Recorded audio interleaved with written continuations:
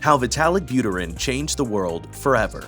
Did you know that Vitalik traveled the entire world to follow Bitcoin developers while trying to develop Ethereum? Wait until you hear what else he's done to change the world itself and cryptocurrency. Cryptocurrencies are all the hype nowadays. They've revolutionized how we think about banking and payment, and we've heard all about crypto one way or another, but honestly it's a broad term. There are several different cryptocurrencies available to us today. One of the fastest growing is Ether, based on the Ethereum blockchain. Bloomberg deems Ethereum to be the hottest platform in the crypto and blockchain world. Developed and released by a Canadian-Russian programmer named Vitalik Buterin at the age of just 21, Ethereum has become a global phenomenon. The credit goes mostly in part to its general-purpose nature. So what exactly is all the fuss about anyway? Why is this blockchain so important?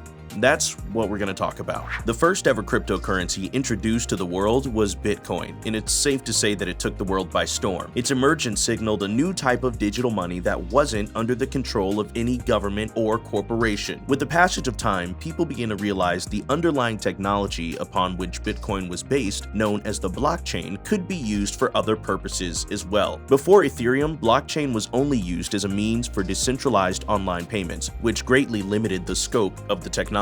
Now, the true potential of blockchain could only be realized after Buterin proposed another system. Born in a small town near Moscow, Vitalik entered the crypto space very early. We're talking 2011. He developed a passion for the technology surrounding Bitcoin and its applications in real life. He was also the co-founder of Bitcoin magazine, where he regularly published articles related to the technology. The idea for Ethereum was reinforced after he traveled around the world for 6 months in 2013 on a journey to learn from Bitcoin developers. In the back of his mind, he knew that he'd be able to develop a newer, improved version by exploiting the same Bitcoin blockchain. The idea was to utilize blockchain in order to create something that would be more general purpose to blockchain networks, thus improving the overall strength of the system. This was a radical idea at the time, and Vitalik was also discouraged to continue by a group of coders. Nonetheless, Vitalik trusted his vision and continued working to push his ideas forward. Later on, in 2013, Vitalik explained his idea in detail on a white paper, which he shared among some of his friends, who in turn spread it out to other people. In a short time, no less than 30 people had reached out to Vitalik to discuss his idea. The extent to which Ethereum could grow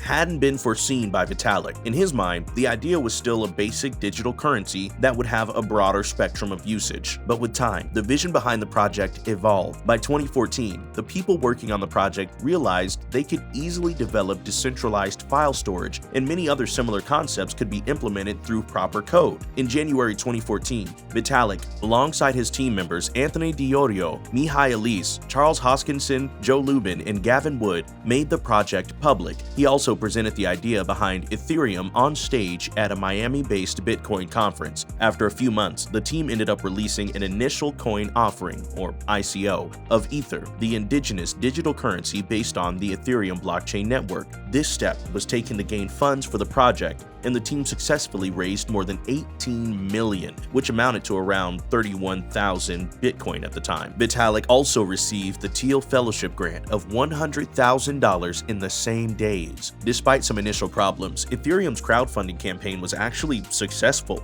The team set up Ethereum Foundation, a nonprofit based in Switzerland. The organization was basically charged with supervising Ethereum's open source software development operations. Later on, in July 2015, the Ethereum platform was officially launched under the name of Frontier, with the native token Ether first being traded on August 7th for $2.77 per token. To put it simply, Ethereum is an open source service that incorporates blockchain technology to securely provide smart contracts in cryptocurrency trading without a third party's involvement. Ethereum is not limited to cryptocurrency only. It provides several different methods of exchange, including the native token Ether, and it's also got smart contracts through the Ethereum Virtual Machine, or EVM. These smart contracts have a ton of applications. They've been used on the platform for various tasks like trading ICO tokens to setting up full-fledged decentralized autonomous organizations. Smart contracts can be roughly defined as decentralized agreements that are self-executing executing in nature, coded into the blockchain network itself. The Ethereum virtual machine is used to run these smart contracts, which may reflect different financial agreements such as bonds, options, and contracts of the sort. It can also be used in a legitimate form of decentralized gambling by executing bets and wagers through an escrow. These examples are only the tip of the iceberg when considering the possibilities that may arise with proper implementation of smart contracts. Their potential to replace all sorts of legal and social agreements definitely sparks interest. Ether serves as the initial cryptocurrency within the Ethereum blockchain, which is primarily used to settle the proceedings of the smart contracts that are being executed. Ether currently is the second most popular digital currency following Bitcoin and has found use in a variety of applications related to the platform. The platform's smart contracts can prove to serve as building blocks for decentralized autonomous organizations, or DAOs,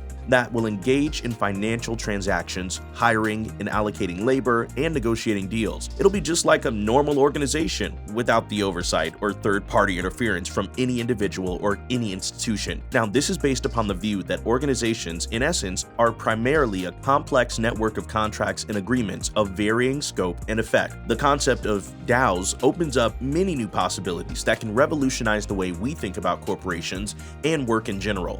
Even though DAOs are not implemented as of now, the idea of decentralized apps, or dApps, has gained rapid traction over the years, and many such apps are currently in development. Such applications are run on the EVM by using the same smart contracts. Examples of these apps include certain gambling apps, micropayment systems, and P2P marketplaces. As the name suggests, dApps operate without the need for a centralized authority. Almost all types of multi-party apps that make use of a centralized server can be modified and turned into a dApp using the Ethereum blockchain network. The concept can also be applied to services such as banking, shopping, gaming, etc. While both Ethereum and Bitcoin are based on the concept of blockchain, there are certain key differences between the two. While Bitcoin, for the most part, trades only in cryptocurrency, Ethereum has more than one gateway for exchange due to the platform's virtual machine. The underlying security protocols also differ between the two. Bitcoin uses proof of work, whereas Ethereum will now move towards the proof of stake system. The Ethereum network allows both permissioned and permissionless transactions as opposed to Bitcoin, which only allows censor-proof or permissionless transactions.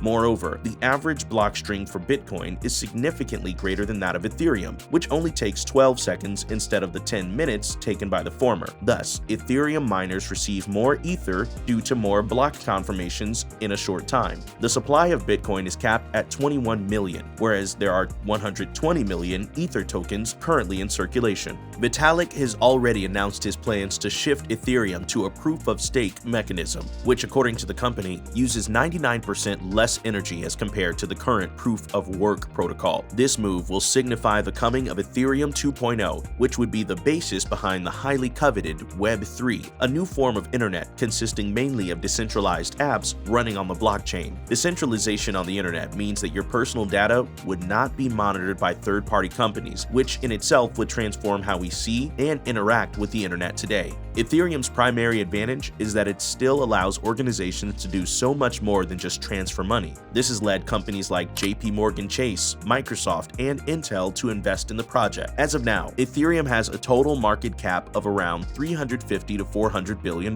Ether has seen a massive growth over the years and is predicted to grow in value by up to 400% in 2022. Ethereum's most prominent feature is that it can serve as a complete software network that developers can utilize to power new apps, tools, and NFTs. The brainchild of Vitalik Buterin and his skilled team, the Ethereum network has left far-reaching impacts across the tech world. The platform is continuously being used for innovating the fields of gaming, entertainment, music, and finance. It's safe to say that Vitalik, with his undying persistence in his vision, has changed the world forever.